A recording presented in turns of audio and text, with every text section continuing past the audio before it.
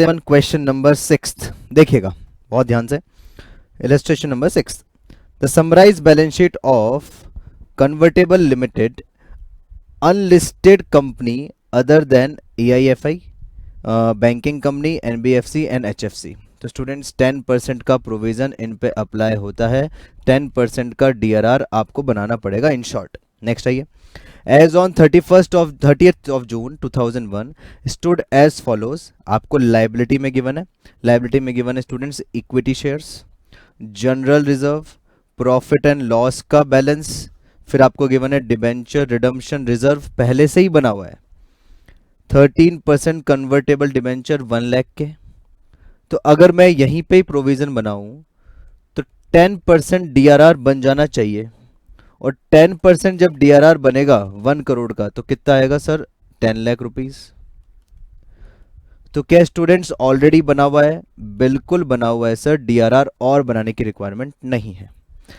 अच्छा, ऐसे ही 1 करोड़ का आप लोग 15% भी निकाल लो, क्योंकि आपका DRI का भी प्रोविजन है। तो DRI देखो बना हुआ है क्या, डिबेंचर रिडम्पशन रिजर्व इन्वेस्टमेंट, देखो 15 लाख का भी बना हुआ है 15%। तो DRR और DRI इन्होंने ऑलरेडी प्रिपेयर कर रखा है, कोई इश्यू नहीं है सर, बहुत इजी हो गया। Other loans 65 lakh, current liabilities and provisions 1 crore 25 lakh, fix assets at cost less depreciation 1 crore 60 lakh, cash and bank balances 75 lakh, other current assets 2 crore rupees की, और आपकी बैलेंस शीट ये रेडी है। अब आगे पढ़िए टर्म्स एंड कंडीशन क्या बोल रहा है।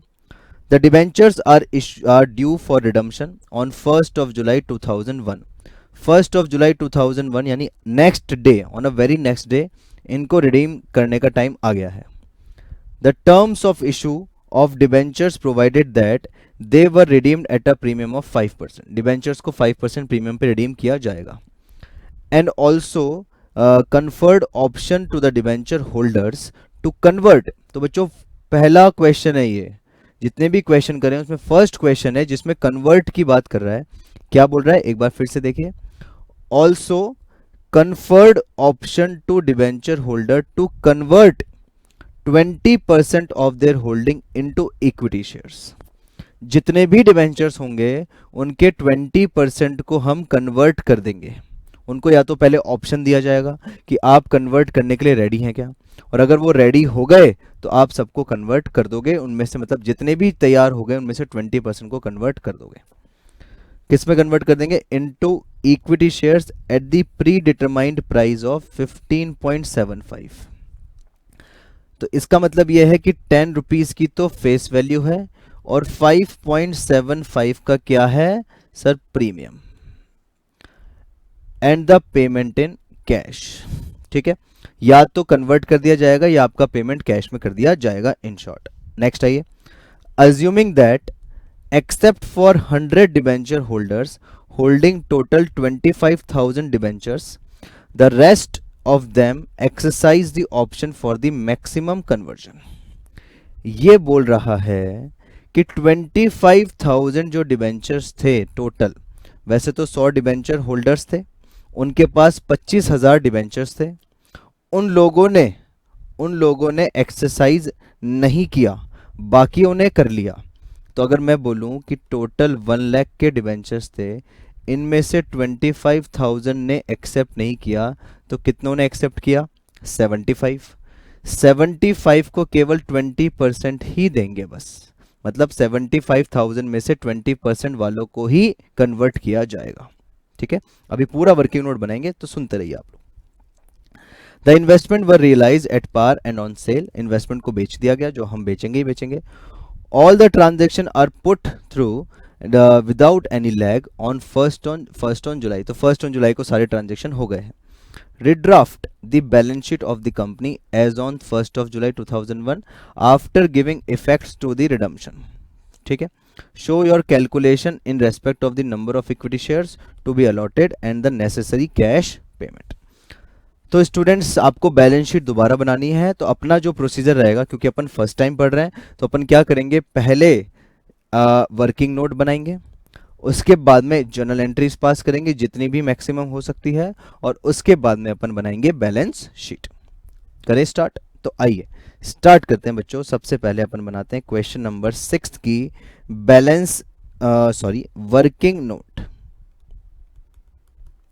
क्या बनाएंगे? Working note. क्या कैलकुलेट करना है? Calculation of converted shares. Converted shares आपको कैलकुलेट करना है कितने शेयर्स आपके कन्वर्टेड हुए हैं।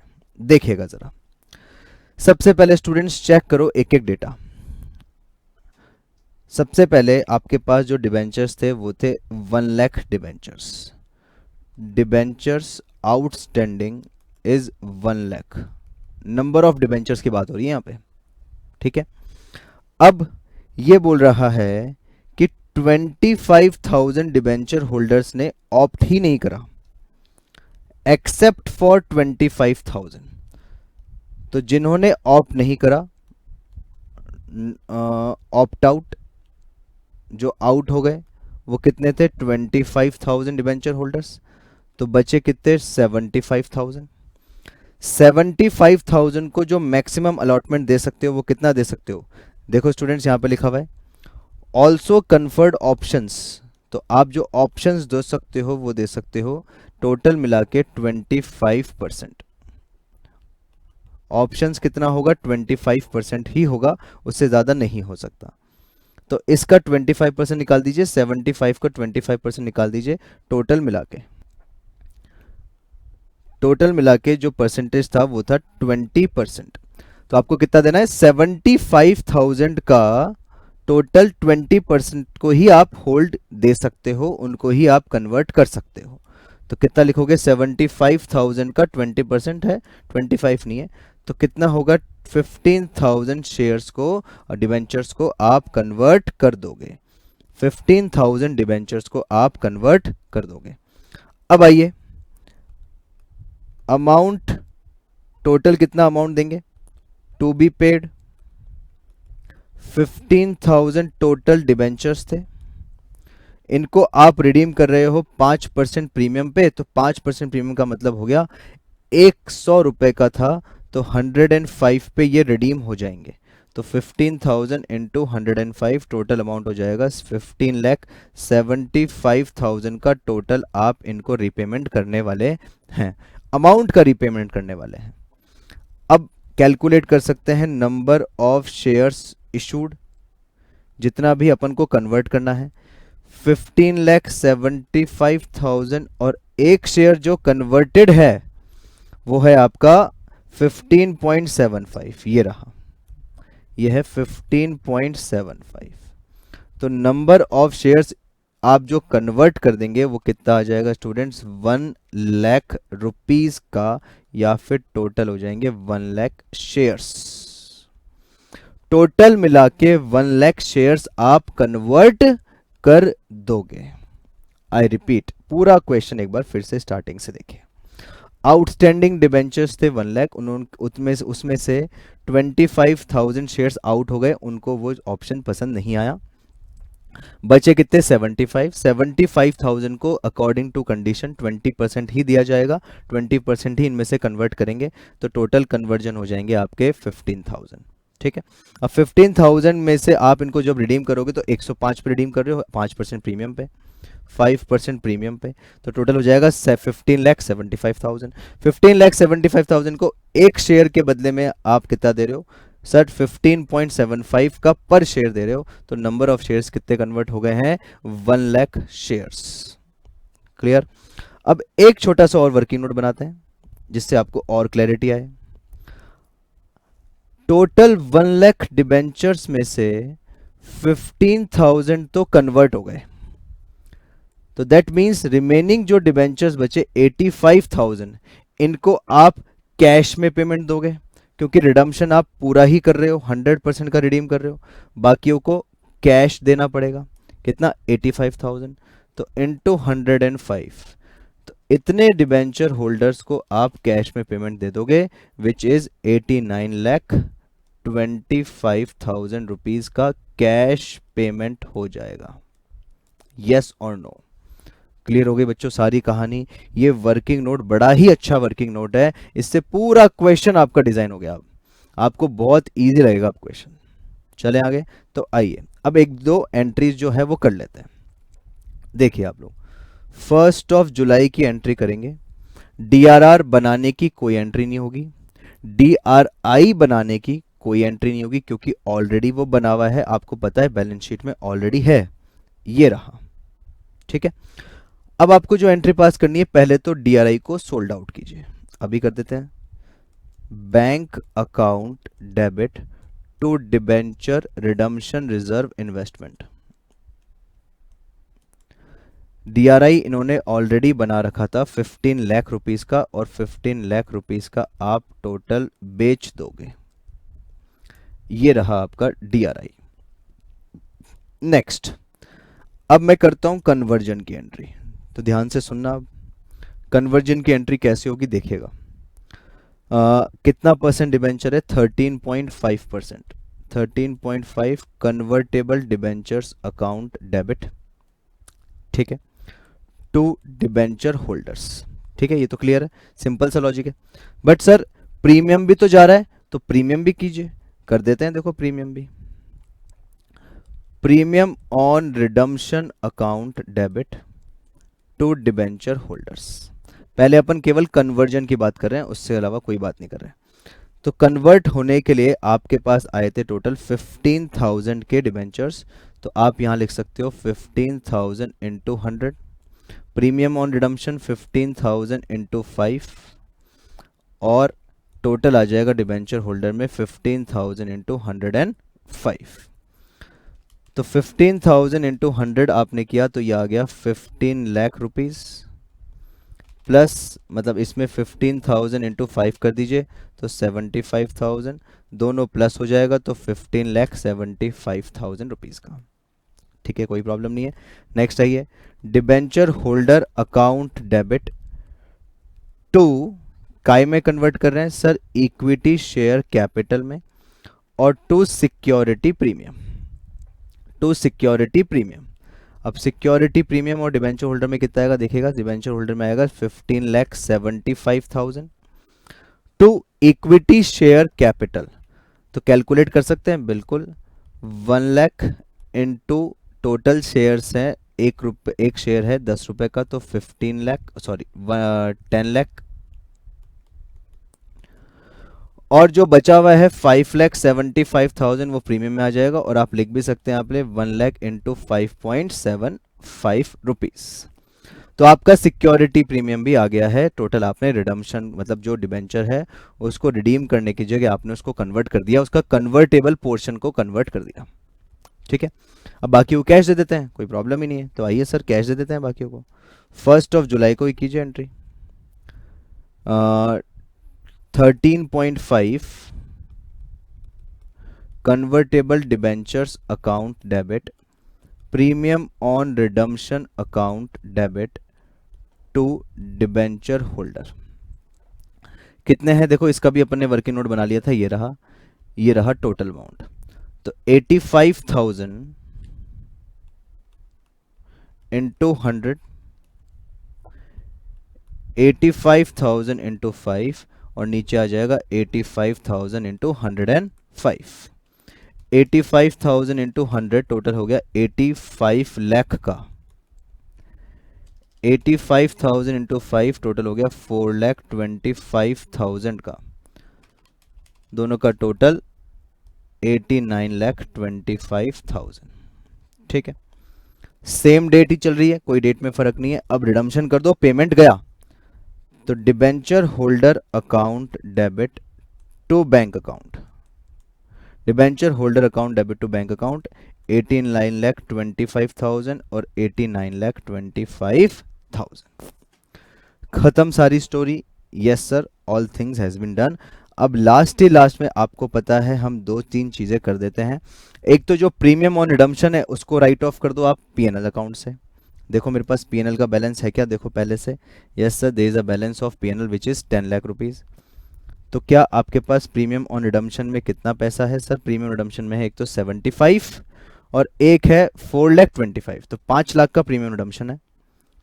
तो PNL account debit to premium on redemption account 5 lakh और 5 लाख आपने प्रीमियम ऑन रिडम्पशन को राइट ऑफ कर दिया पीएनएल अकाउंट से। और लास्ट ही लास्ट में जनरल रिजर्व में ट्रांसफर कर दो। क्या ट्रांसफर करना है सर? जनरल रिजर्व में ट्रांसफर कर दीजिए क्या चीज सर? डीआरआर का बैलेंस। DRR account debit to general reserve, क्योंकि इसका यूज हो चुका है, काम हो चुका है। टोटल है 10 लाख रुपीस का डीआरआर, 10 लाख और 10 लाख। अब स्टूडेंट्स एंट्री बनाने के बाद में बैलेंस शीट बनाना एक्चुअली में बहुत इजी है, तो प्रिपेयर करें। तो आइए अपन नॉर्मल बैलेंस शीट बना लेते हैं, और जो बैलेंस शीट कंपनीज एक्ट के हिसाब से रिकमेंडेड है एग्जाम में, आप वही बनाएंगे। अभी नॉर्मल बना रहा हूं जिससे आपको ज्यादा क्लैरिटी आ जाए, ठीक है। Assets amount, liabilities amount, assets amount, liabilities amount लिखिए। यहां पे लिखोगे आप लोग एसेट्स अमाउंट, लायबिलिटीज अमाउंट, और यहां पे लिखेंगे आप लोग बैलेंस शीट।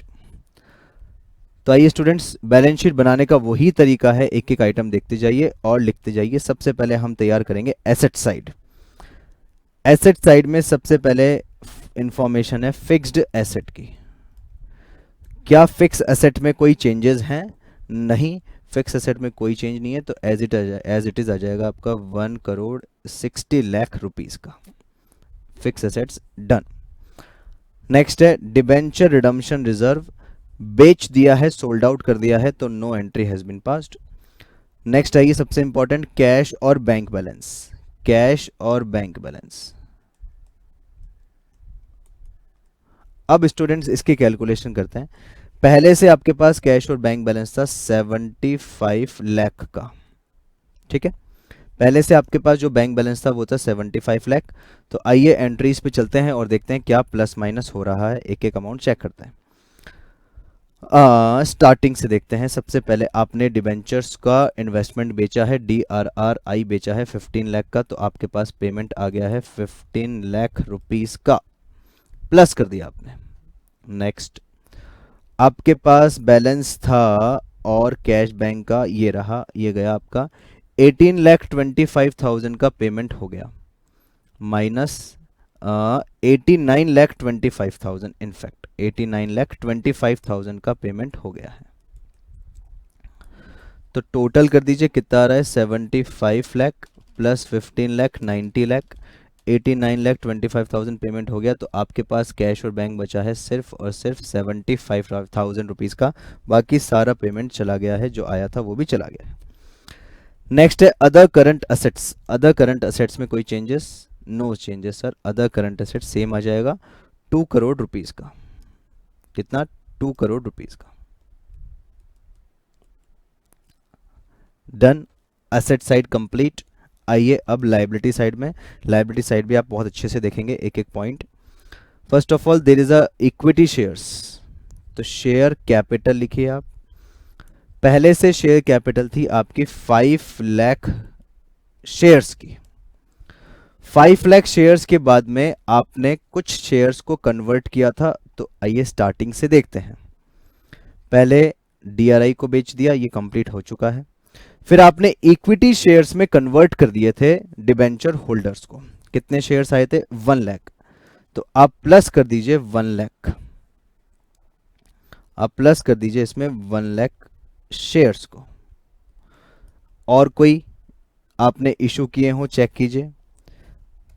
सर डिबेंचर्स को कन्वर्ट करा 1 लाख, फिर आपने कुछ भी नहीं करा, बस ये आ गए आपके equity shares at the rate of 10 each. पहले भी 10 थे, नए वाले भी 10 के ही इशू करें।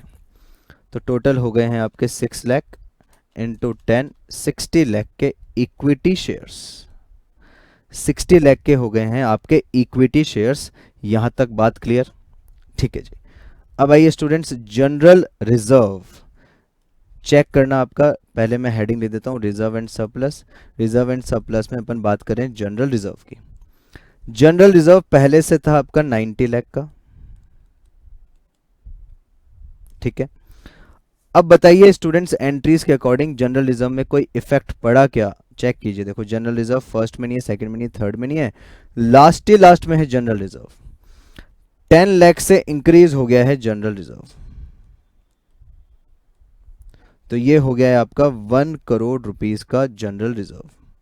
यहाँ पे लिख देता हूँ, इंटरनल कॉलम में जनरल रिजर्व हो गया आपका 1 करोड़ रुपीस का। नेक्स्ट है आपका पीएनएल का बैलेंस। अब ये भी चेक कीजिए, ये भी इंटरेस्टिंग है। पीएनएल है आपका 10 लाख रुपीस का। ठीक है सर, कोई प्रॉब्लम नहीं है। अब एंट्रीज देखिए पीएनएल अकाउंट की और क्या क्या हो रही है। सबसे पहले आपने जो पीएनएल का यूज़ करा है वो आपने किया है प्रीमियम ऑन रिडम्पशन को राइट ऑफ करने के लिए, वो किया है आपने 5 लाख रुपीस का। तो 5 लाख रुपीस का आप माइनस कर दीजिए पीएनएल अकाउंट से। तो टोटल पीएनएल बचा है आपका 5 लाख रुपीस, 10 माइनस 5 बचा है 5। और कोई रिमेनिंग इंफॉर्मेशन? डीआरआर नहीं आएगा क्योंकि डीआरआर आपने जनरल रिजर्व में ट्रांसफर कर दिया है according to the norms. That's it. और कुछ बचा? चेक कर लीजिए एंट्री में कुछ और पॉइंट है क्या? कुछ भी रहना नहीं चाहिए। देखो रिजर्व से रिलेटेड कोई पॉइंट है? यस सर, सिक्योरिटी प्रीमियम है स्टूडेंट्स। सिक्योरिटी प्रीमियम कितने का प्रीमियम आया था? देखो दो जगह आया था सर। प्रीमियम रिडम्पशन तो हो चुका है। प्रीमियम ये था आपका 5,75,000 का सिक्योरिटी प्रीमियम भी आ गया है। सिक्योरिटी प्रीमियम 5,75,000 रुपीज का सिक्योरिटी प्रीमियम भी आ चुका है। और कुछ नहीं सर, बाकी सब हो गया है। सिक्योरिटी प्रीमियम हमने लिख दिया है, दैट्स इट। अब इनका टोटल कर दीजिए आप लोग। टोटल अमाउंट कितना आ रहा है चेक कीजिए रिजर्व एंड सरप्लस का, और बाहर लिख दीजिए 1 crore plus 5 lakh plus 5,75,000, total हो गया है 11,075,000। तो 1,10,75,000 रुपीज़ का आपका टोटल रिजर्व एंड सरप्लस आ गया है। नेक्स्ट है अदर लोन्स। कन्वर्टेबल डिबेंचर्स तो रिडीम हो गए हैं। अदर लोन्स है आपका 65 लाख का। और लास्टली आपके पास गिवन है current liabilities and provisions 1,25 lakh का। तो आइए स्टूडेंट्स टोटल कर लेते हैं, टोटल कितना आ रहा है और बैलेंस शीट को मैच करते हैं अपन। 60,110,75,000 प्लस 65 लाख प्लस 1,25 लाख। तो बैलेंस शीट का टोटल आ रहा है 3,60,75,000। इसका टोटल करो, 2 करोड़ प्लस 1 करोड़ 60 लाख प्लस 75,000। तो एग्जैक्टली आपके बैलेंस शीट मैच हो जाएगी 3,60,75,000। तो ऐसे आपको सॉल्व करना है बच्चों। बैलेंस शीट आप लोग जो क्वेश्चन में गिवन होगी उसी फॉर्मेट में बनाना है, वो आपको बनाना बहुत इजी है। अभी आपको केवल समझ में आ जाए इसलिए मैंने आपको ये बैलेंस शीट का फॉर्मेट बनाया है। तो इजी और सिंपल क्वेश्चंस थे। तो नॉर्मली आप लोग सारे प्रोविजंस को ध्यान रखो और एंट्रीज कर लोगे तो स्टूडेंट्स कहीं प्रॉब्लम नहीं आएगी, कोई कंफ्यूजन दूर दूर तक नहीं होगा आप लोग को।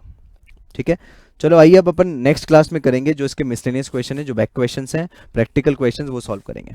ठीक है, तो अभी के लिए बहुत है, मिलते हैं अपन नेक्स्ट क्लास में। Bye bye.